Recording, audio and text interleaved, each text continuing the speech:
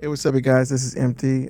This is a weird moment in time where I think I should speak my piece and let this be something that can help other people out here who are dealing with people who have mental and emotional issues.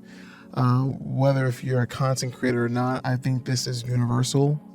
And let's get into it. So, around the Star Citizen patch of like 320, 321, I ended up meeting a person. I'm not going to say his name. I'm not even going to dox him at all. I'm just going to just talk about the situation.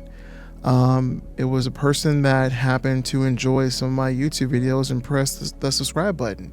And in all my videos, at the very ending of all my videos, I kind of do like a soft promo where I promote my Discord and subscribe button and all that stuff and remember my name.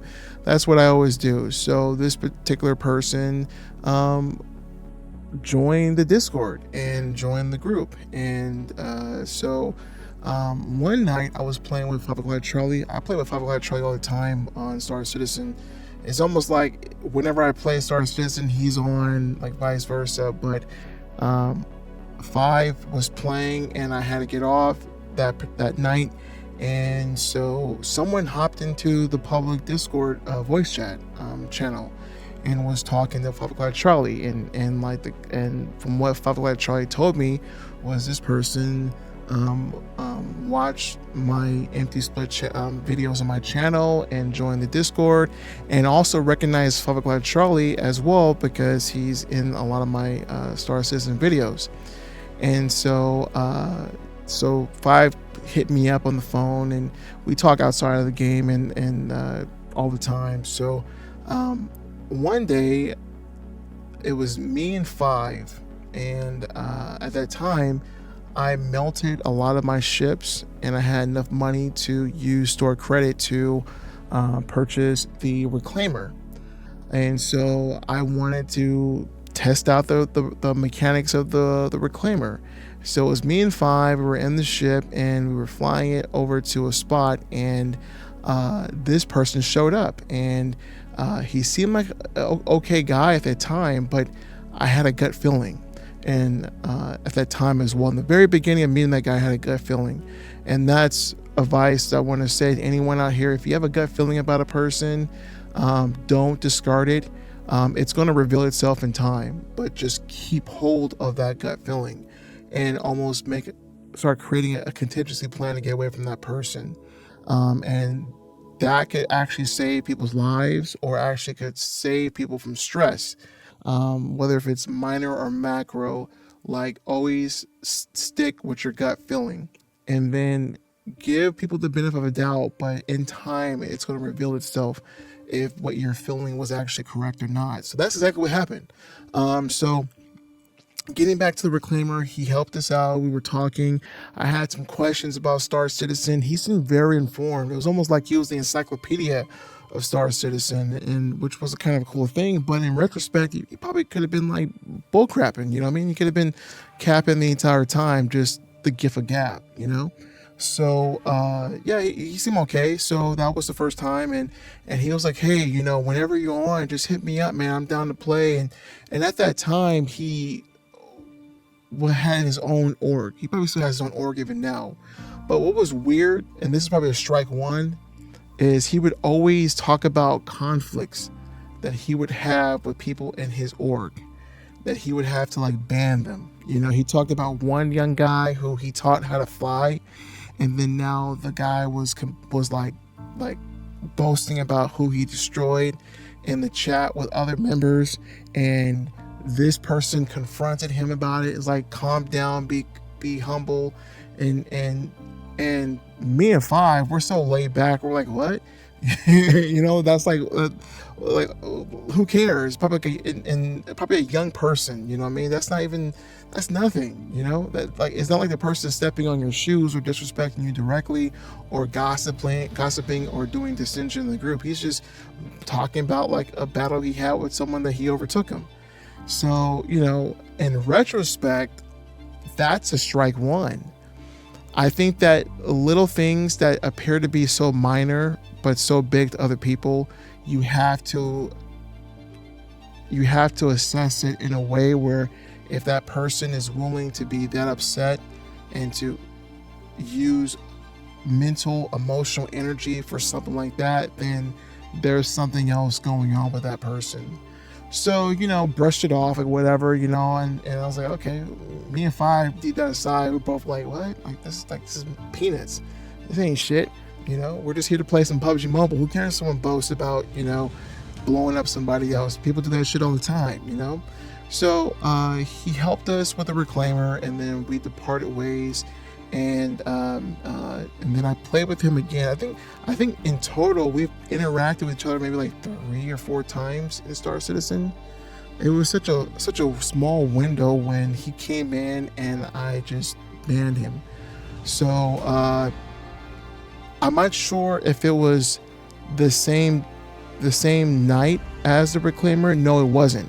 It was the second time I played with him, and Five had to get off of Star Citizen, and it was just me and him. And I think we were at New Babbage. Yeah, we were at New Babbage, and I was landing my ship. I don't even know what the ship was, but I remember him asking or offering. Let me get this correct. He was offering me a position in his org that would specialize in making content creation for his org. Okay, so that I'm a content creator. I'm allocating my time, my resources into my own shit, but you're offering me this package deal. And mind you, when I say package deal, I'm not even over exaggerating it. He was selling me nothing. And I told Five this later after that conversation that this kind of colonialization type shit of coming in, pretending to be an asset, but not bring anything to the table, but want you to bring everything to the table.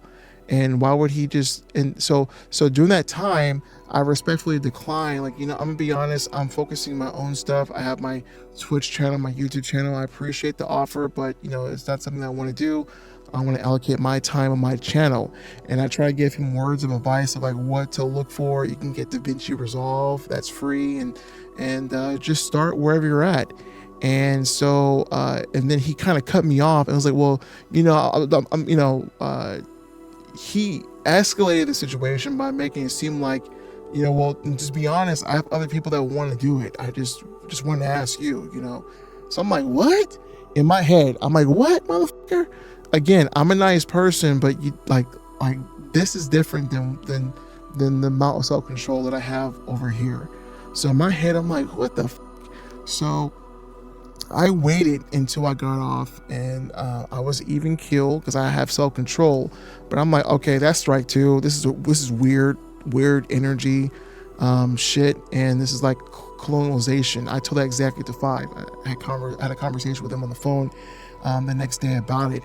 And I told him that, there are people, and whether if you agree with me or not, I don't really care, because this is my reality as a foundational Black American in the United States of America, and having a long, rich history fighting against white supremacy, and white supremacists specifically.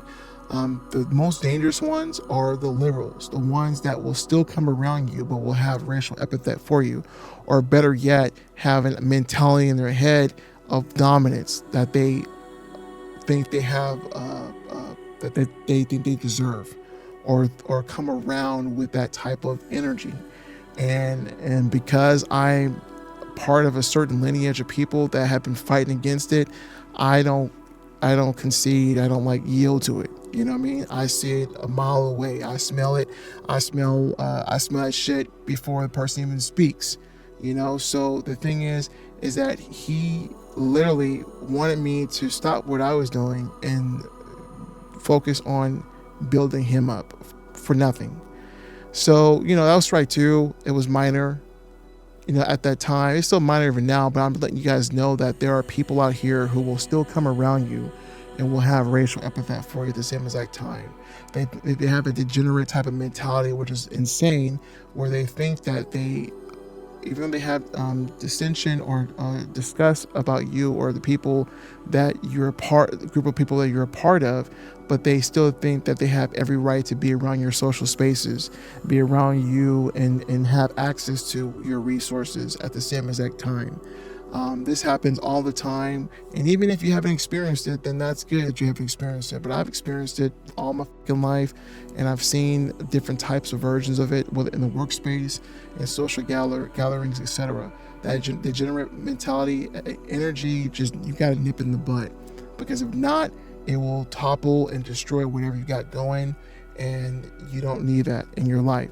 So at the time, I was like, I brushed it off. I laughed about it. I told Five like my spidey senses is correct, and so I melted. At the time, I melted the reclaimer, and I got the whole C at that time.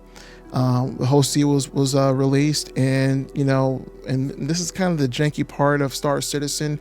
They were selling a product that wasn't even really usable. There was no mechanics in the game of cargo hauling. It was broken in the game, and so I returned it. And I think the reason why that ship is now available to be purchased with Alpha UEC credit, which is in-game credit, that you can build up inside the game.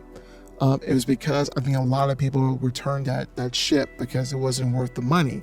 But at the same exact time, CIG still won, because even though that we refunded it, they still kept the money, because a lot of us didn't just get a flat out refund. We just melted it down to have store credit. So in the end, Star Citizen / CIG still won. But still, that was still nefarious practices, in my opinion, to release something that you couldn't do nothing with it other than fly from one spot to the next. So getting back to the whole C, I melted it, and I used store credit to get the mole. I wanted to kind of mess around with all the different mechanics of the game, the industrial side. So the mole was cool. So my crew was myself, Charlie, excuse me, and this person. I'm not going to dock this person, okay? I'm not even going to do that, okay? So that person was part of the crew. And so we got into one of the asteroid belts that's around the Stanton universe, and we started to mess around with mining. And so 5 o'clock Charlie had to leave. He left early, and I was with this person. And again, like, there was a pattern where he would never say the stuff that he would say to me with Five around. He would say it when Five was gone. So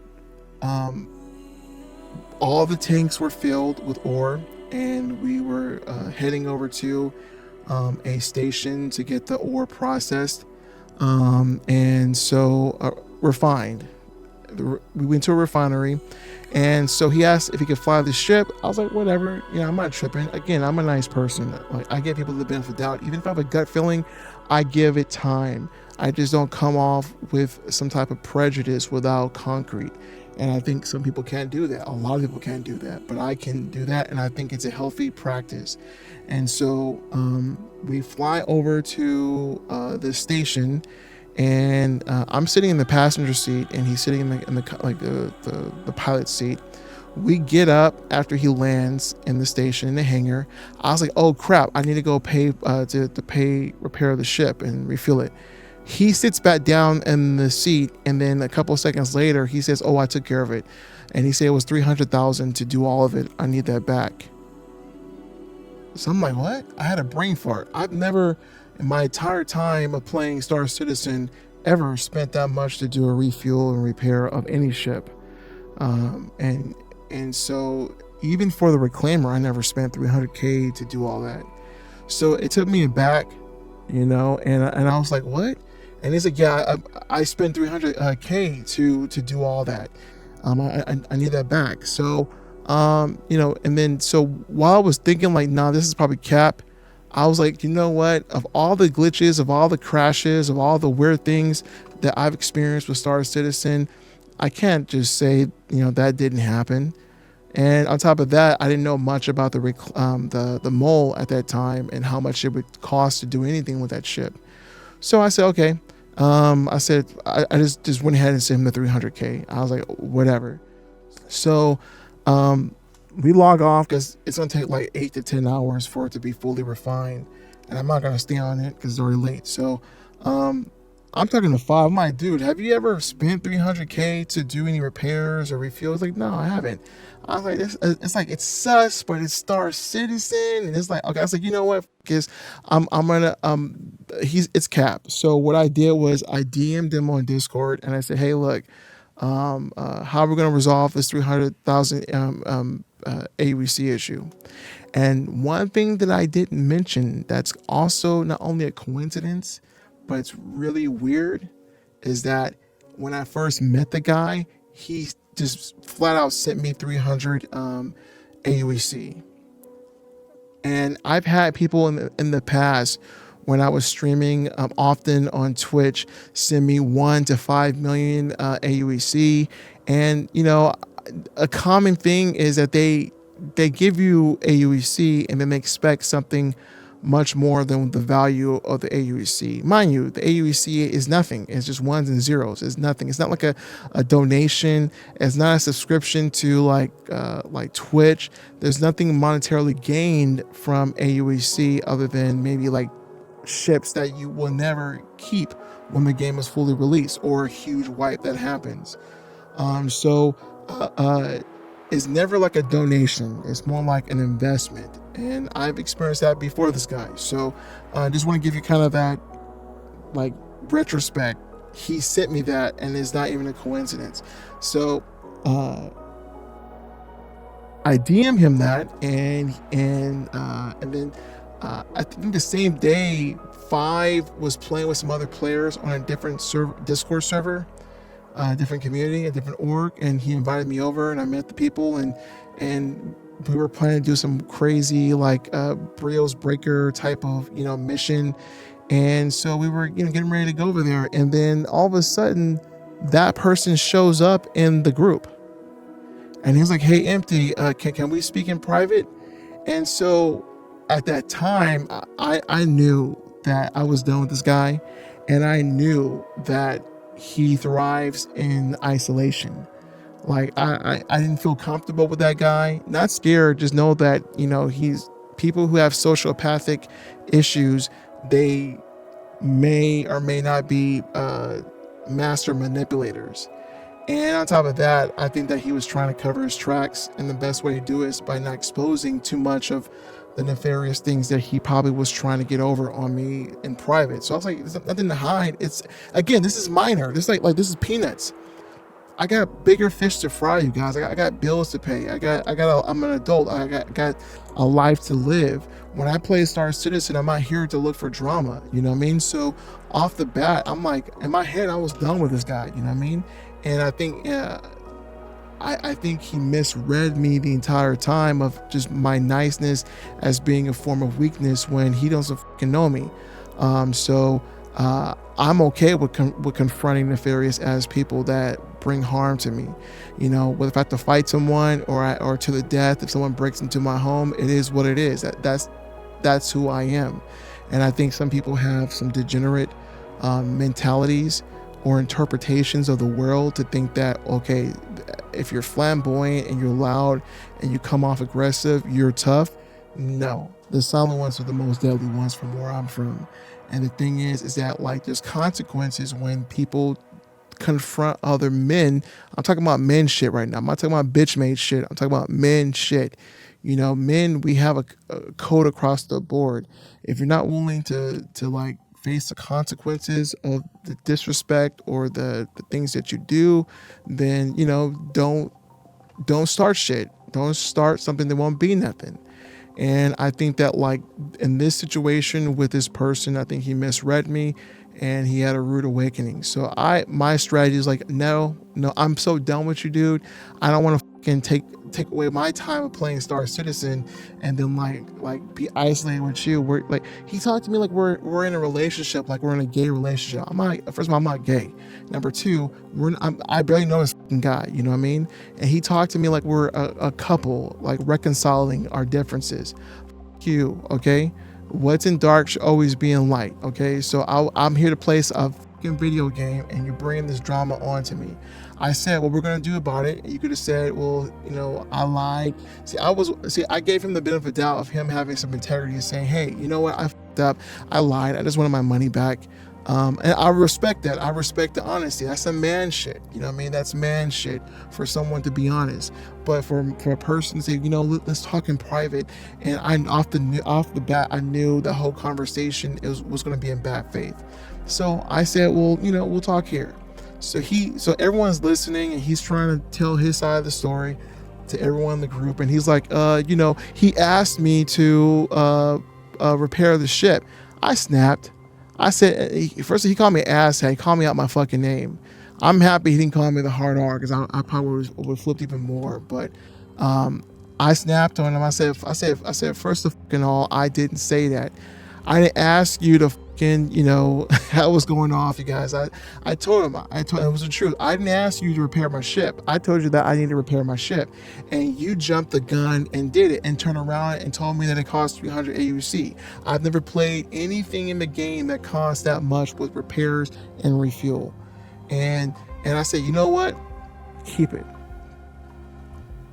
It don't matter to me. It's just in-game credits. You can keep the AUC. I ain't tripping. I didn't ask for the money. And here's something else too. He also mentioned in that conversation in front of everyone, well, it was my money in the first place. And I was like, oh, that's what that was. And he was quiet for a couple of seconds. See, again, you guys, let people dig themselves into a hole. You don't need to do all the effort to help them climb out the hole. If you have a gut feeling, give them a benefit of the doubt, because you're a civilized human being.